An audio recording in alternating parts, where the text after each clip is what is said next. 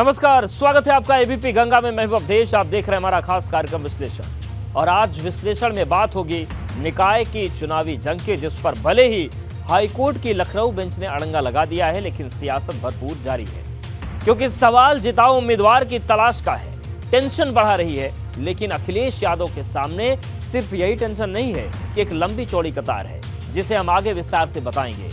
लेकिन साथ ही दिखाएंगे यूपी में निवेश को लेकर ऐसा घनघोर क्लेश मचा है कि योगी सरकार और अखिलेश को आमने सामने ला दिया।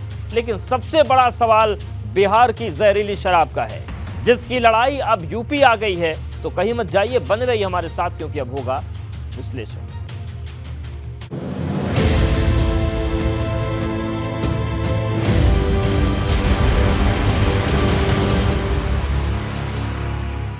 बाद टिकट के लिए लंबी कतार, एक अनार 100 बीमार। क्योंकि निकाय चुनाव में टिकट किसे दिया जाए, ये राजनीतिक दलों के लिए सबसे बड़ा सवाल बन गया है। क्योंकि पार्टी दफ्तर के बाहर टिकट के दावेदारों की कतार है। एक टिकट है और दर्जनों दावेदार हैं। ये सवाल सबसे ज्यादा सपा और भाजपा के सामने है, क्योंकि टिकटों को लेकर सबसे ज्यादा मारामारी इन्हीं दोनों दलों के बीच है। लेकिन सवाल बड़ा है कि ये निकाय की जंग कौन जीतेगा।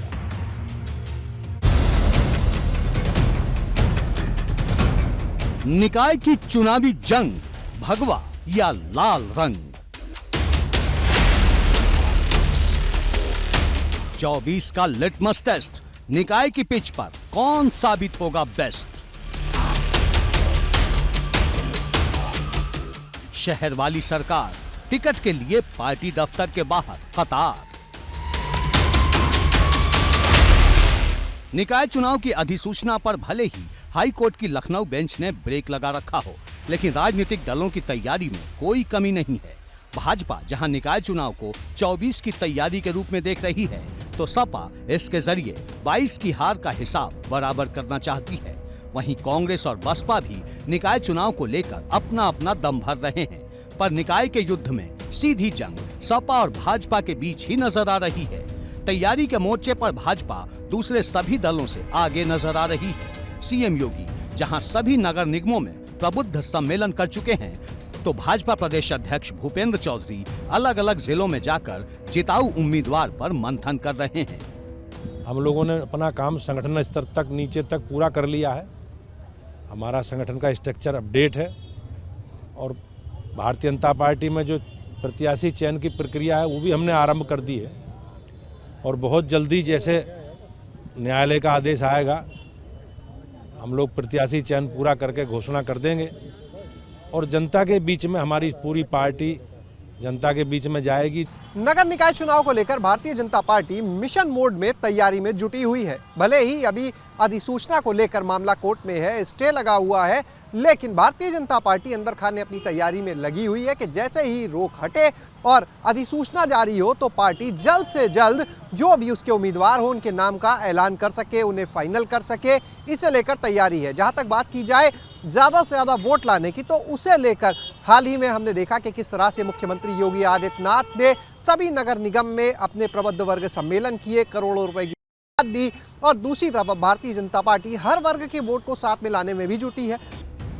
बता दें कि भाजपा निकाय की लड़ाई जीतकर अपने मिशन 80 को साधना चाहती है, जिसके लिए भाजपा हर दांव आजमा रही है। क्योंकि अब भाजपा की नजर मुस्लिम वोटर पर है, जिसके लिए वो सभी 17 नगर निगमों में पसमानदा सम्मेलन करने जा रही है। भाजपा के इस दांव से समाजवादी खेमे में टेंशन नजर आ रही है, क्योंकि मुस्लिम वोट थोड़ा भी इधर से उधर हुआ तो सपा की मुश्किल बढ़ सकती है। वैसे भी जब भी बात नगर निगम की आती है, साइकिल की रफ्तार सुस्त पड़ जाती है। पिछली बार 16 नगर निगम थे, जिसमें भाजपा ने 14 और बसपा ने 2 जीते थे, पर सपा का खाता भी नहीं खुला। इस बार समाजवादी पार्टी भाजपा की भीतरघात और बगावत का फायदा उठाने की कोशिश कर रही है, क्योंकि भाजपा में इन मेयर पद के दावेदारों की बाढ़ सी आई हुई है। अगर बात कानपुर की करें, तो वहां मेयर प्रमिला पांडे ने दोबारा टिकट के लिए आवेदन कर दूसरे दावेदारों में चिंता और नाराजगी दोनों बढ़ा दी है। अब तक 100 से ज्यादा लोगों ने मेयर पद पर दावेदारी ठोकी है। ऐसे में भाजपा संगठन की मुश्किलें प्रत्याशी को तय करने के लिए बढ़ती दिख रही है। वहीं सपा घात लगाए बैठी है, जो जिताऊ उम्मीदवार पर दांव लगा सकती है। हम सारे दलों के प्रत्याशियों पर निगाह रखे हुए हैं, जो लोग प्रयास कर रहे हैं। हमारे दरवाजे खुले, अगर कोई हमको जिताऊ कैंडिडेट दिखाई पड़ेगा तो हम प्रेफरेंस तो वैसे अपने दल के प्रत्याशी को देंगे, पर अगर जिताऊ कैंडिडेट दिखाई पड़ेगा तो दूसरे दल के नेता को भी लेने में गुरेज नहीं करेंगे। वैसे जिताऊ उम्मीदवार की तलाश और एक दावेदार पर दांव लगाने की मुश्किल सपा और भाजपा दोनों के सामने है, क्योंकि हर नगर निगम में एक एक सीट के लिए कई दावेदार अपना दावा ठोक रहे हैं। आगरा में सपा के मेयर प्रत्याशी के लिए जहां 12 से 13 आवेदन आ चुके हैं, वहीं 100 वार्ड के लिए 500 से 600 उम्मीदवार दावा कर चुके हैं। देखिए, जहाँ तक मेयर की सीट का सवाल है, हमारे यहाँ ऐसी महिला है, उसके लिए हमारे पास 12-13 आवेदन आ चुके हैं। पार्षद हमारे यहाँ 100 वार्ड है आगरा में, उसमें भी हम पे 550-600 फार्म अभी तक आ चुके हैं।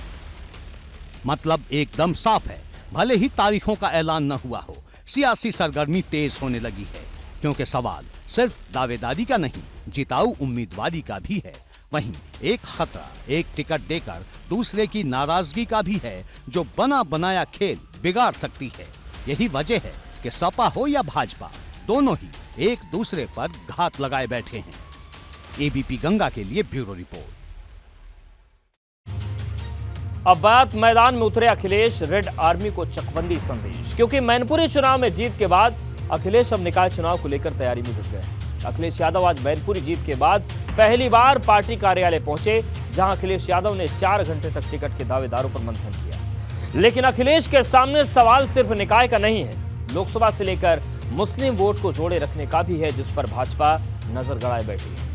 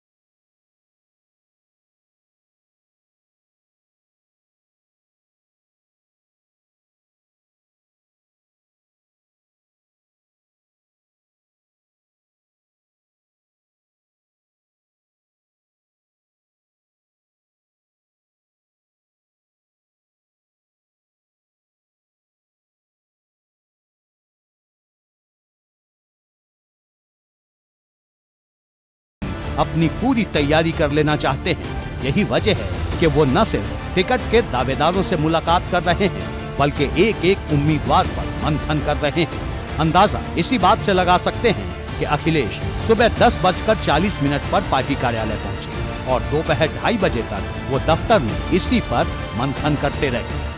पार्टी तैयारी कर रही है, लेकिन जो परिस्थितियां हैं उसमें लग रहा है कि सरकार चुनाव लड़ना नहीं चाहती। सारे प्रमुख सचिव बाहर हैं, मंत्री बाहर घूम रहे हैं, जो प्रस्तावित कर रहे हैं वो इन्वेस्टर समिट, वो चुनाव के समय की है। तो ऐसी परिस्थितियों में समाजवादी पार्टी पूरी तरह तैयार है। मैनपुरी उपचुनाव में मिली बड़ी जीत के बाद अखिलेश यादव पहली बार जब पार्टी कार्यालय पहुंचे तो आज तमाम सारे पार्टी के कार्यकर्ताओं ने उनसे मुलाकात की। इसमें टिकटार्थी भी शामिल थे जो स्थानीय निकाय का चुनाव लड़ना चाहते हैं।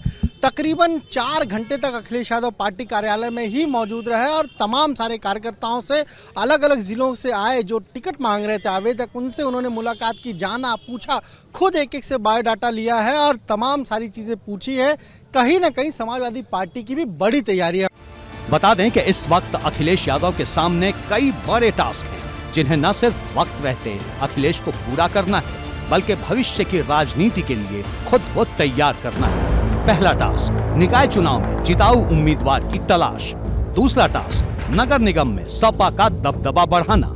तीसरा टास्क लोकसभा चुनाव में सपा को डबल डिजिट तक पहुंचाना। चौथा टास्क शिवपाल यादव के लिए सम्मानजनक पद की तलाश। पांचवा टास्क मुलायम सिंह यादव के बाद परिवार की एकता को बनाए रखना। छठा टास्क मुस्लिम मतदाताओं को अपने साथ जोड़े रखना। सातवां टास्क MY समीकरण के साथ अन्य जातियों को भी जोड़ना। आठवां टास्क गठबंधन के लिए नए सहयोगियों की तलाश करना। नौवां टास्क 2024 के लिए तीसरे मोर्चे की तैयारी। और 10वां टास्क क्षेत्रीय राजनीति से राष्ट्रीय राजनीति में दखल बढ़ाना। मतलब एकदम साफ है कि मैनपुरी सिर्फ एक पड़ाव है जिसे अखिलेश ने पार किया है। उनकी असली अग्नि परीक्षा निकाय चुनाव के साथ शुरू हो जाएगी, क्योंकि अखिलेश में कितना दम है इसका फैसला आने वाले 16 महीनों में हो जाएगा। वैसे अखिलेश पर नजर इसलिए भी है क्योंकि यूपी देश का सबसे बड़ा राज्य है। यहाँ सपा भाजपा के बाद दूसरी सबसे बड़ी पार्टी है, जिसका ग्राफ 2017 के मुकाबले बढ़ा है। अब ये निकाय और 2024 में कितना बढ़ता है, इस पर पूरे देश की नजरें टिकी हैं। एबीपी गंगा के लिए ब्यूरो रिपोर्ट। और अब बात निवेश पर सियासी संग्राम सरकार ने गिनाए का, क्योंकि योगी सरकार के मंत्री जहां विदेशों में बड़ी बड़ी कंपनियों को यूपी में निवेश का न्योता दे रहे हैं, वहीं अखिलेश यादव ने इस निवेश को लेकर ऐसा हमला बोला है कि अब सियासत गर्मा गई है। क्योंकि अखिलेश जिस निवेश को मोमबत्ती का उजाला बता रहे हैं, वहीं भाजपा व अखिलेश को जंगल राज पर घिर रही है।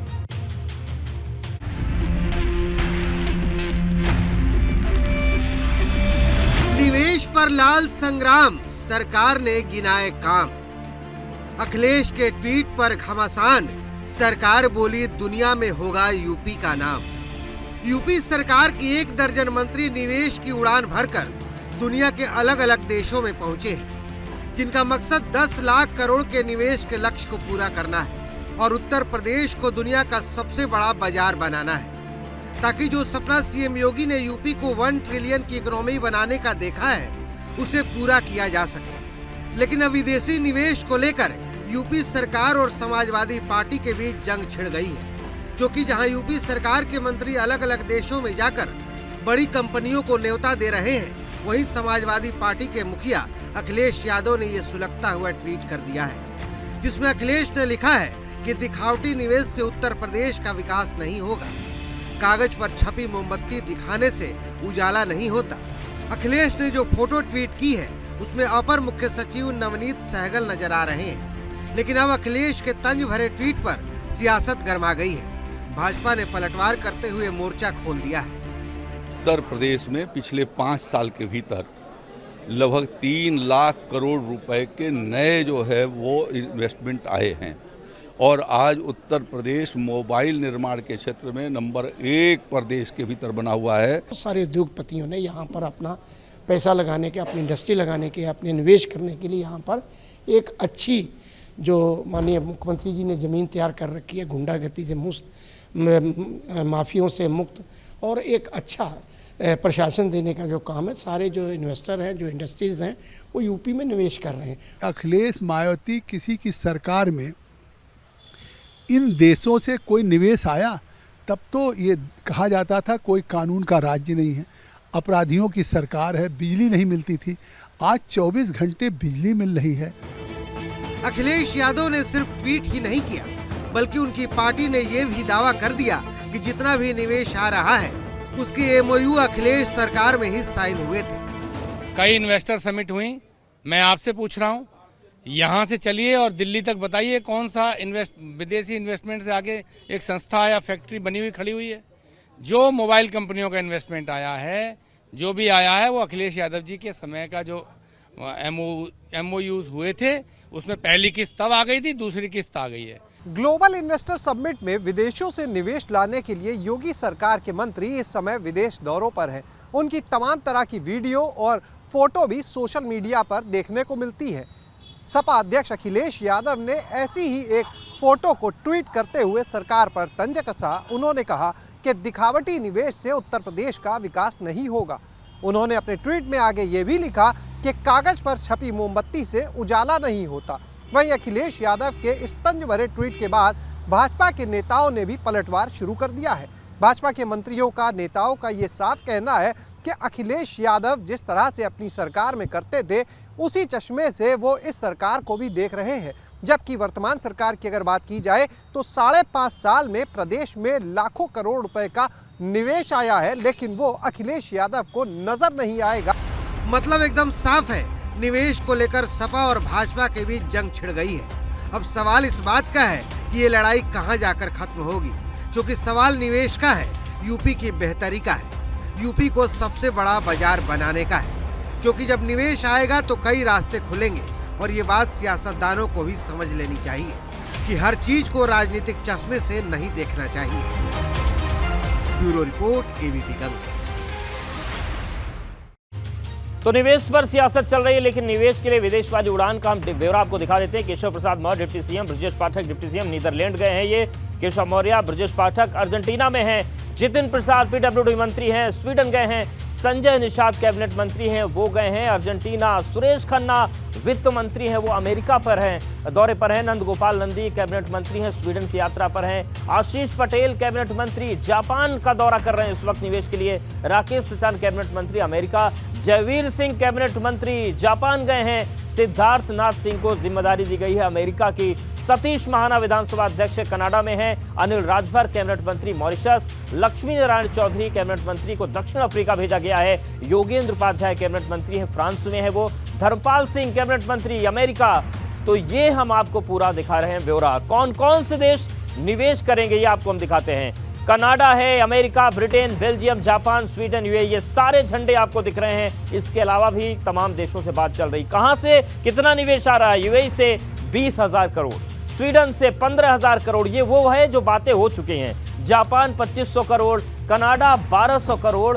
निवेश का लक्ष्य 10 लाख करोड़ का भी लगभग 45,000 करोड़ की जो बात है वो सामने आ रही है। बात बिहार की जहरीली शराब की, जिसकी लड़ाई अब यूपी में आ गई है। कांग्रेस के विधायक शकील अहमद ने आरोप लगाया है कि जो शराब आई हो सकता है उसे यूपी सरकार ने भेजा है। अब इसी को लेकर यूपी सरकार ने मोर्चा खोल दिया है। लेकिन सवाल बड़ा है कि जिस शराब कांड ने 65 से ज्यादा लोगों की जान ले ली, उसका असली गुनहगार कौन है? बिहार सरकार या फिर नकली शराब के वो ठेकेदार जिनके लिए लोगों की जान की कीमत कुछ भी नहीं है? और ये बवाल सवाल इसलिए बड़ा हो गया क्योंकि बिहार सरकार कह रही कि हो सकता है यूपी से शराब आई। बिहार में जहरीली शराब, यूपी में सियासत बेहिसाब।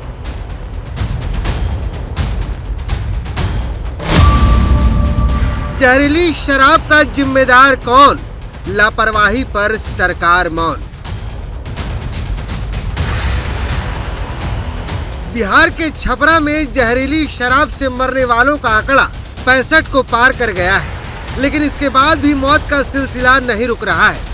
भाजपा इसके लिए नीतीश सरकार को जिम्मेदार बता रही है, क्योंकि जब से जहरीली शराब से लोगों की जान गई है, विधानसभा में हंगामा मचा है।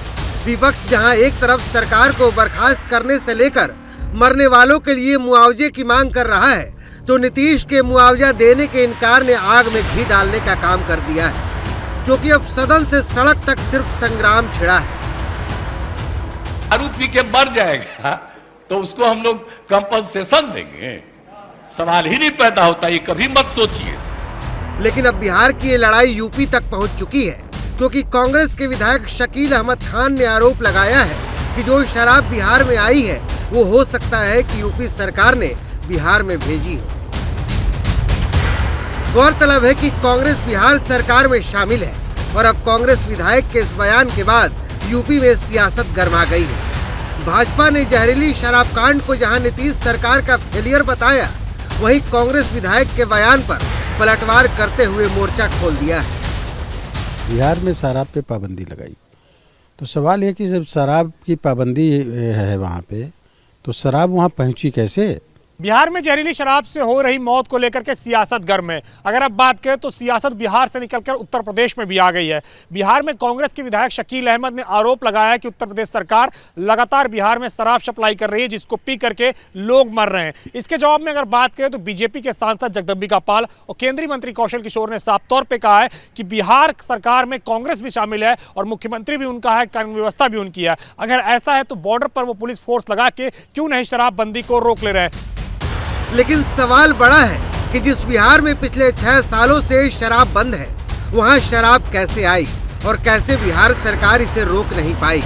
क्योंकि अब ये मुद्दा न सिर्फ यूपी बिहार बल्कि सुप्रीम कोर्ट तक पहुंच चुका है। Bureau report, ABP Ganga. तो ये घटना 2022 की है, 2022 जा रहा है, लेकिन ऐसा नहीं कि 2022 में कांड हुआ है। कांडों का सिलसिला है 2021 का। एक हम आपको नजराना दिखा देते हैं। उत्तर प्रदेश में 137 मौतें हुई थी, पंजाब में 127 मौत हुई थी, मध्य प्रदेश में 108 मौत हुई जहरीले शराब से, कर्नाटक में 104 मौतें, झारखंड में 60, राजस्थान में 51 मौतें हुई थी, छत्तीसगढ़ में 30 मौतें जहरीली शराब से हुई थी, दिल्ली जो राजधानी है वहां भी 22 मौतें हो चुकी हैं, हरियाणा में 13 मौत हुई थी, आंकड़ा 2021 का है, गुजरात में 4, वहां भी शराबबंदी है, बिहार में 2 मौत। तो भले ही अपने अपने राज्य में सुनने में बुरा लगता है, लेकिन ये हालात कमोबेश पूरे देश में ऐसे ही हैं। जहरीली शराब से लोग दम तोड़ रहे हैं।